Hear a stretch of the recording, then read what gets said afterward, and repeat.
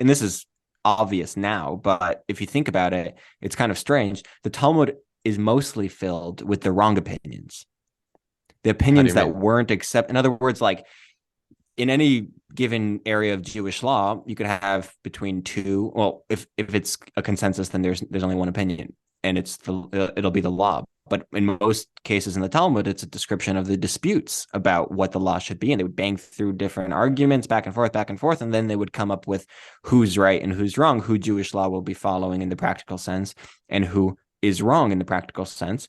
And sometimes there were two arguers, and sometimes there's three or four. So if you include all the arguers, most of the opinions in the Talmud are the wrong opinions, and they're Mm, still included in the Talmud.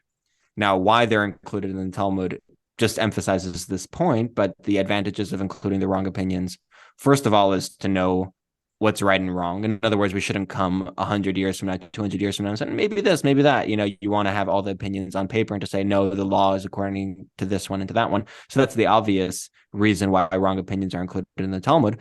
But then it says that it goes into the 70 faces that, like I was saying before, that in other realms or in other angles, yes, from the legalistic practical side, we could only have one law, and that is the final halacha. But that doesn't mean that the wrong opinions, the one that wasn't accepted according to Jewish law, is no longer Torah. It's no longer mm, a truth. It is a truth. mm. It just didn't end up manifesting itself in the practical law, but it's still a truth which is worthy of analysis and understanding and meditating on, etc.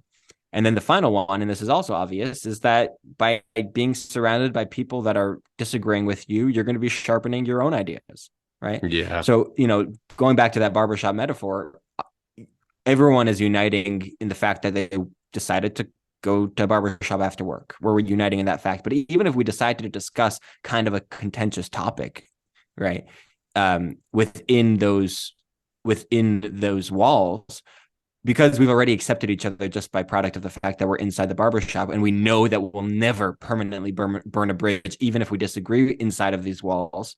Once that premise is there, then when you're having at it with one another, you're going to be way smarter Democrat, or you're going to be a way smarter Republican if you actually surround yourselves with the other side, and that and maybe even your Republicanism or your Democratness, whatever, will be even stronger than it was before meeting these people.